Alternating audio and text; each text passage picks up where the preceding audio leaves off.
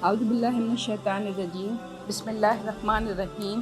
یہ مسند احمد کی بہت ہی پیاری سی حدیث ہے کہ حضرت انس بن مالک رضی اللہ تعالیٰ عنہ بیان کرتے ہیں کہ ہم رسول خدا کے ساتھ بیٹھے ہوئے تھے کہ آپ صلی اللہ علیہ وسلم نے فرمایا، ابھی تمہارے پاس ایک ایسا آدمی آئے گا جو کہ اہل جنت میں سے ہے۔ تھوڑی دیر میں ایک انصاری صحابی داخل ہوئے، ان کی داڑھی سے وضو کے قطرے ٹپک رہے تھے اور وہ اپنے بائیں ہاتھ میں جوتے پکڑے ہوئے تھے۔ اگلے دن بھی نبی صلی اللہ علیہ وسلم نے یہی بات دہرائی اور پہلے دن کی طرح وہی صحابہ آئے۔ تیسرا دن آیا تو آپ صلی اللہ علیہ وسلم نے پھر یہ ارشاد فرمایا اور پھر پہلے کی طرح وہی صحابہ آئے۔ جب نبی کریم صلی اللہ علیہ وسلم اٹھ گئے تو حضرت عبداللہ بن عمر رضی اللہ تعالیٰ عنہ ان صحابہ کے پیچھے پیچھے گئے اور ان سے کہا، میری اپنے والد سے لڑائی ہو گئی ہے اور میں نے طے کیا ہے کہ 3 دن تک ان کے پاس نہیں جاؤں گا، کیا میں آپ کے پاس رہ سکتا ہوں؟ انہوں نے کہا ضرور۔ حضرت عبداللہ بن عمر نے فرمایا کہ وہ ان صحابہ کے ساتھ 3 رات رہے۔ انہوں نے دیکھا کہ وہ قیام اللیل کے لیے اٹھے ہوں، سوائے اس کے کہ جب آنکھ کھلتی تو بستر پر لیٹے لیٹے اللہ کو یاد کر لیتے اور تکبیر پڑھتے یہاں تک کہ نماز فجر کا وقت ہو جاتا۔ یعنی ان کے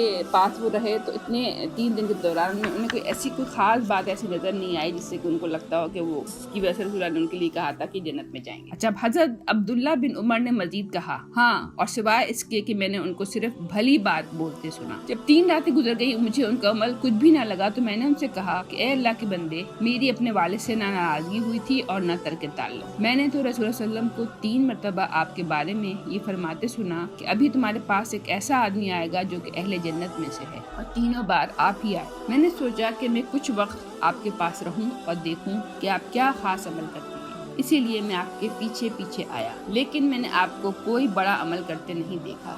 اب آپ بتائیے وہ کیا چیز ہے جس نے کہ آپ کو اس مقام پر پہنچا دیا کہ جو رسول اللہ صلی اللہ علیہ وسلم نے بیان فرمایا؟ انہوں نے کہا، جو کچھ تم نے دیکھا اس کے علاوہ تو میں کچھ بھی نہیں کرتا۔ میں اجازت لے کر چلنے لگا تو انہوں نے مجھے پکارا اور کہا، جو تم نے دیکھا اس کے علاوہ تو کچھ نہیں، مگر ہاں، میں کسی بھی مسلمان کے لیے اپنے دل میں کوئی برائی اور میل نہیں رکھتا، نہ میں کسی سے اس پر جو اسے اللہ نے دیا ہے حسد کرتا ہوں۔ حضرت عبداللہ بن عمر رضی اللہ تعالیٰ نے کہا کہ بس یہی وہ کمال ہے جو آپ کو حاصل ہے۔ یعنی ہم دیکھیں تو ہمارا عموماً یہ ہو جاتا ہے، ہم جب رات کو سونے کے لیے لیٹ رہے ہوتے ہیں تو ہماری دن بھر میں بہت سارے لوگوں سے ہمارا کانٹیکٹ بات چیت ہوئی ہوتی ہے، تو کبھی کس کے لفظوں کی طرف سے ہمارے دل میں کچھ برائی سی بیٹھ جاتی ہے، کوئی چاہے وہ ہمارا نیبر ہو یا ہمارا کولیگ ہو یا ہمارا فرینڈ ہو، تو ہم اس چیز کو یعنی دل میں اس کینے کو رکھتے ہیں۔ یعنی اس کینے سے دل کو صاف رکھنا اتنا مبارک عمل ہے کہ اللہ تعالیٰ نے ان صحابی کو اس کی وجہ سے جنت کا حقدار کہلا دیا۔ اور دوسری اہم بات کیا تھی ان کے اندر کہ وہ کسی سے بالکل حسد نہیں کرتے تھے۔ یعنی عموماً یہ ہوتا ہے نا کہ ہم اگر کسی کے پاس کوئی اچھی چیز دیکھیں، اچھا فرنیچر دیکھ لیں، اچھا گھر دیکھ لیں، اچھی کار دیکھ لیں یا اچھی جاب بھی دیکھ لیں تو ہمیں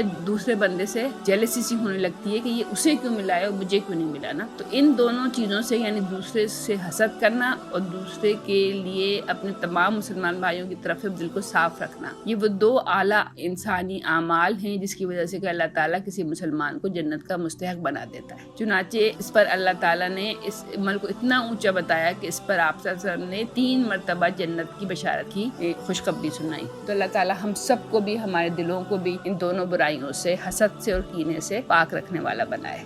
صدق اللہ العظیم۔